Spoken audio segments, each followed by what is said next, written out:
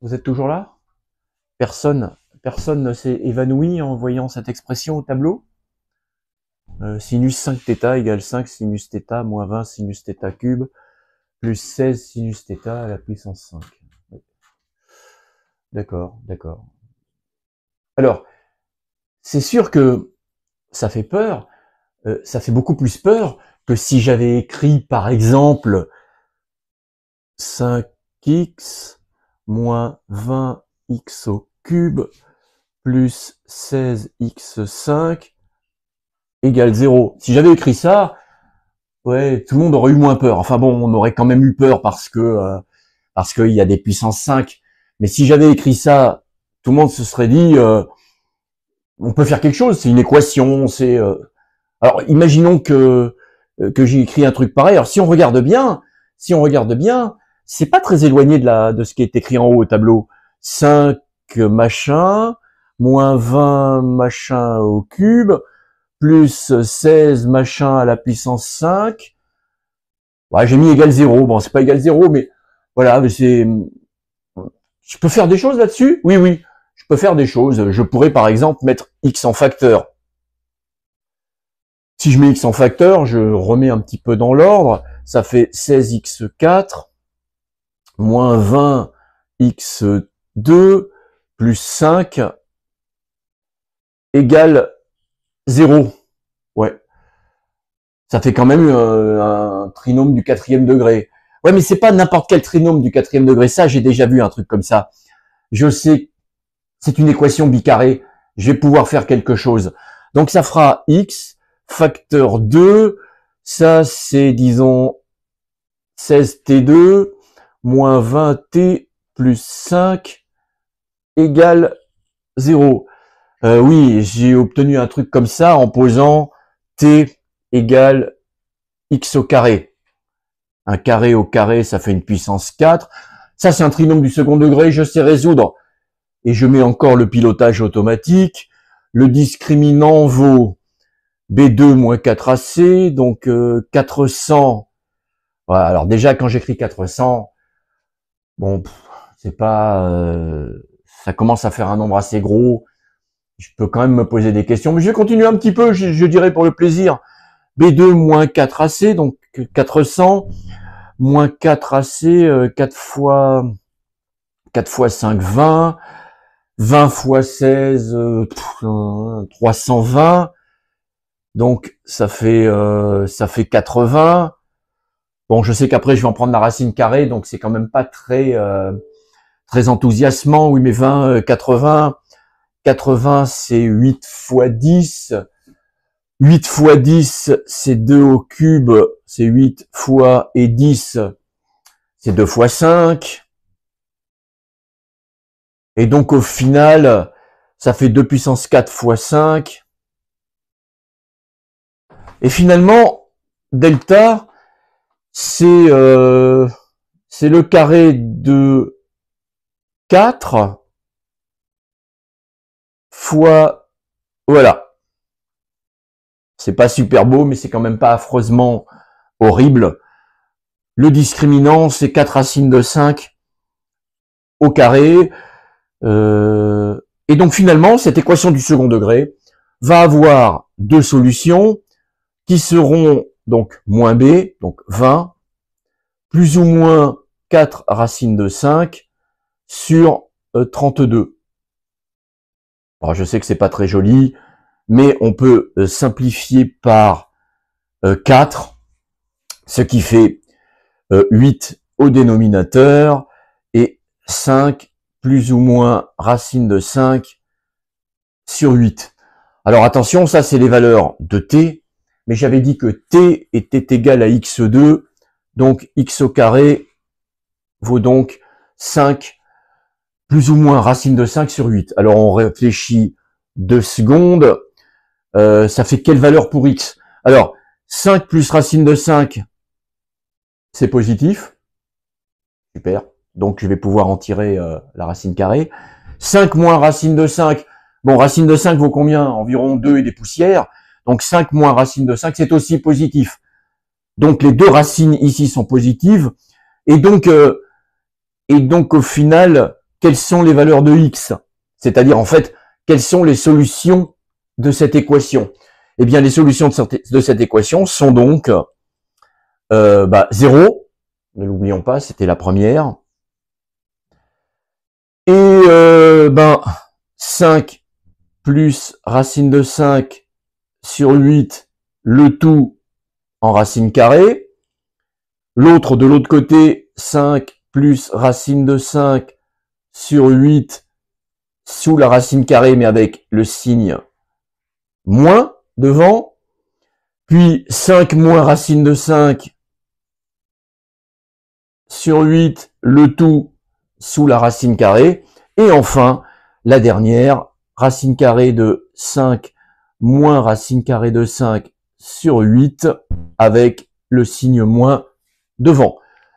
J'ai donc cette équation du 5e degré qui, heureusement, s'arrange bien. Et là, il est important de savoir quelque chose. Il est bien important de comprendre que si on va vous poser un exercice, on reste au niveau scolaire. C'est-à-dire que d'une façon ou d'une autre, à un moment donné, ça va s'arranger. Parce que si ça s'arrangeait pas, on vous poserait pas la question. D'accord? Donc toujours garder à l'esprit que ça va s'arranger. Et donc, cette équation du 5e degré a 5 solutions. 0, 5 plus racine de 5 sur 8, le tout sous la racine. 5 plus racine de 5 sur 8, le tout sous la racine avec le signe moins. 5 moins racine de 5 sur 8 sous la racine. Et 5 moins racine de 5 sur 8 avec le signe moins devant. 5 solutions. Mais en fait, j'ai fait ça, je dirais, j'ai résolu cette équation. En fait, j'ai même pas, par rapport à la première ligne qui était écrite, on m'a même pas posé de questions. J'ai fait ça de façon assez automatique. À quoi ça sert? Peut-être ça sert à rien. En tout cas, j'ai aucune question qui a été posée. Donc quelque part, je dirais, j'ai raisonné de façon un petit peu automatique, peut-être aussi pour me faire plaisir. C'est assez sympa, moi j'aime bien. Voilà, j'ai des automatismes en mathématiques.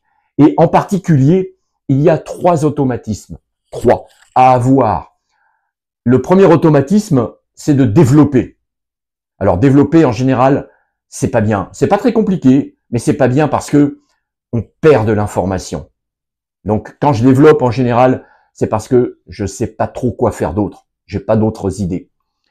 Deuxième automatisme à avoir, c'est la factorisation. Alors cet automatisme, il est tout le temps présent dans mon esprit. Tout le temps. Chaque fois que je fais un calcul, je pense toujours à est-ce que je peux factoriser? Factoriser, c'est bien. Ici, par exemple, regardez, j'ai pensé à factoriser dès le début par x. Et il y a un troisième automatisme à avoir en mathématiques, extrêmement important, c'est remplacer un machin par un bidule. Je sais que, dit comme ça, regardez ici, j'ai remplacé ce machin, sinus θ, par un bidule, je l'ai remplacé par grand X. Si je devais dire ça proprement, en fait, c'est ce qu'on appelle en mathématiques faire un changement de variable. Ce truc qui est là, par exemple, qui est plutôt affreux à regarder, lorsque je fais mon changement de variable et que je remplace sinus θ par grand X, j'obtiens quelque chose qui est plus simple à lire. Pas forcément plus simple à calculer, mais plus simple à lire. Le voilà. Donc je répète, 3 choses. Développement, ça c'est quand on ne sait pas faire autre chose. La factorisation et le changement de variable. Alors on a mélangé un peu, on a mis la charrue avant les bœufs, puisqu'on a fait des calculs sur quelque chose, on n'avait même pas de questions dessus. C'était pour vous montrer l'importance d'avoir des automatismes. Maintenant, quelle est la question? Eh bien, voilà comment elle était posée. On donnait cette relation dans l'exercice, donc on supposait que cette relation était vraie, et donc on n'a pas à en discuter, on n'a pas à réfléchir de pourquoi elle est vraie ou pourquoi elle n'est pas vraie, elle était donnée dans l'énoncé, et la question c'était, en ayant cette relation, calculer, c'est-à-dire donner la valeur exacte de sinus, excusez-moi, 2pi sur 5. Voilà. Ok. On nous donne cette relation, on nous dit qu'elle est vraie, et on doit calculer le sinus de 2pi sur 5. L'idée qui vient tout de suite, c'est de remplacer, c'est ce que j'ai dit, hein, θ par 2π sur 5. Si je remplace θ par 2π sur 5, ça donne donc à gauche sinus de 5θ qui vaut sinus de 2π. Et sinus de 2π, ça fait 0. Et je me retrouve plongé dans ce que j'avais fait tout à l'heure, un peu par automatisme et sans savoir pourquoi. Je me retrouve plongé dans 0 égale 5 sinus θ moins 20 sinus θ cube plus 16 sinus θ5. J'ai fait le boulot tout à l'heure. J'ai fait le boulot puisque j'ai résolu cette équation et j'ai trouvé 5 solutions. Conclusion, θ vaut soit 0, soit l'une des 4 autres solutions qui restent. Alors, regardons un petit peu à gauche, à quelles conditions le sinus 5θ vaut 0, puisqu'après tout, c'est l'équation que j'ai résolue, que je viens de résoudre. Sinus 5θ égale 0, ça veut dire que 5θ égale kπ, k appartenant à z, donc θ égale kπ sur 5.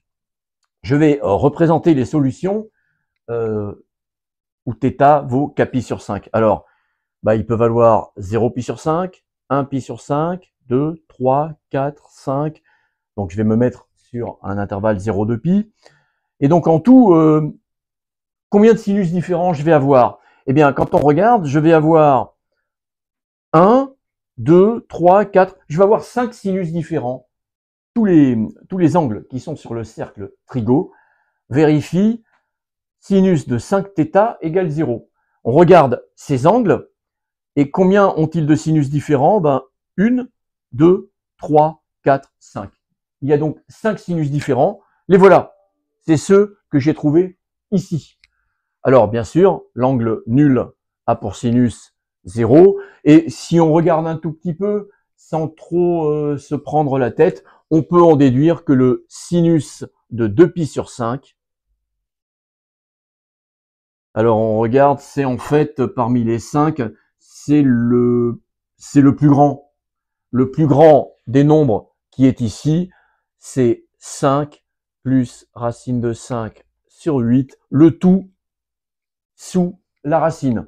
On aurait pu en déduire aussi, en regardant un petit peu, que le sinus de π sur 5, si vous regardez un petit peu, ça aurait été 5 moins racine de 5 sur 8.